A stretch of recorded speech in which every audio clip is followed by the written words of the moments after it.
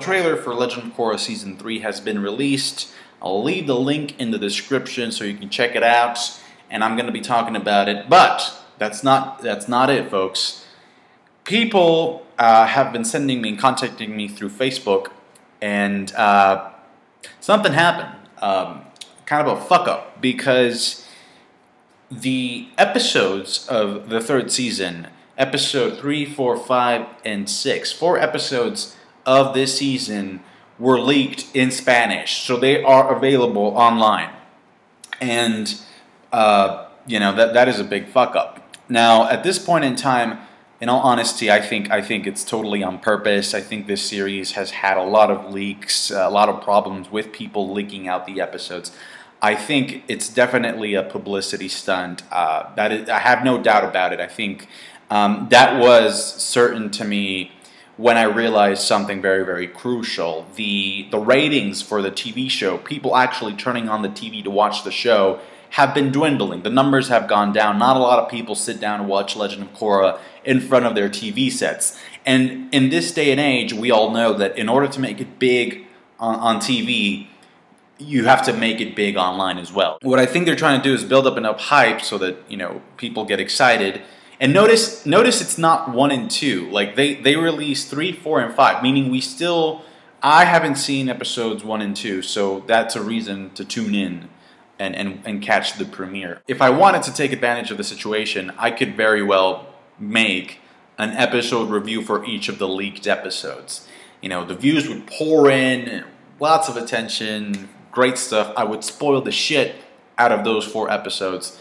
But I'm not gonna do that. Instead, what I'm gonna do is I'm gonna go through the trailer with you, and then just tell you certain things that you might not understand if you haven't seen the episodes, or even if you will see the episodes, don't understand them because they're in Spanish.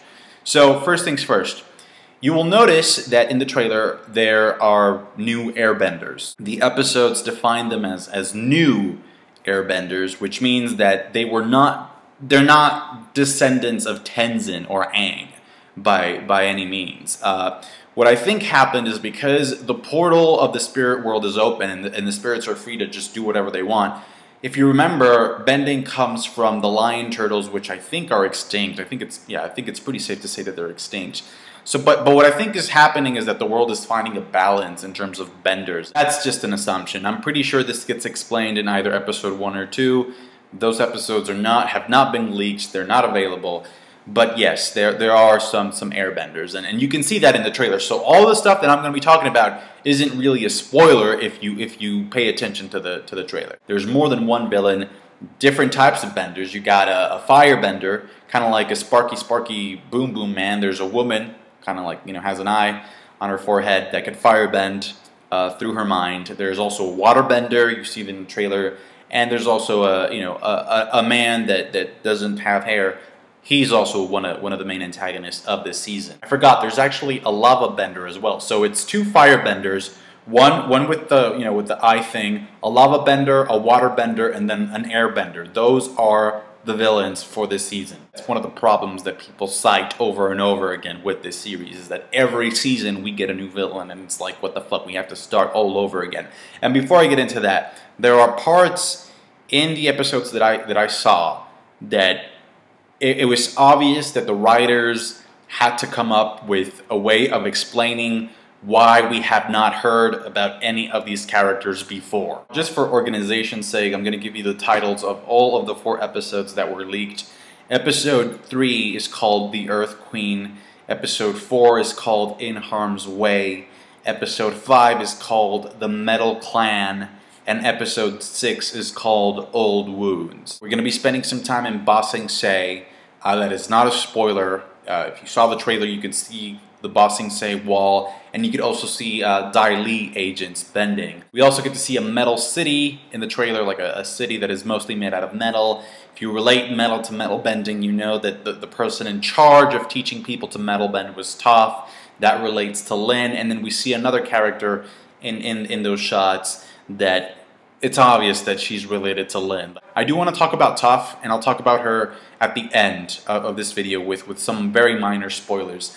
That being said, Zuko that's one of the biggest things I think this season has to offer. Zuko is also going to be part of this season. We see him flying around in the dragon. There's nobody else who could be flying around in a dragon. That's the dragon, I think that's the same dragon that we saw when he was, you know, relearning to firebend with Aang. Again, not a spoiler, he's in the trailer firebending. He's the only firebender in the entire Avatar universe with that scar. If you look at one of the shots where Zuko is in, you also see Desna and Eska at his side. I'm not going to tell you how they come into the story and why they come into the story, but, you know, it's cool to see the twins back. I really like their characters. Korra is learning to metal bend. That much is also shown in the trailer.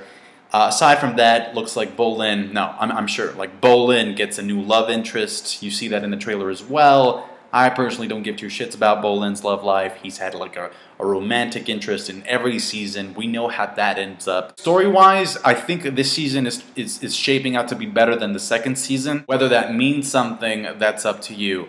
But definitely the Lin Beifong storyline. And in the trailer, we get a hint of this, but we get to see how Lin gets the scar that she has on her cheek. Also, the bending fights for this season, the ones I've seen at least, look phenomenal. Amazing. But that's never been an issue for this show.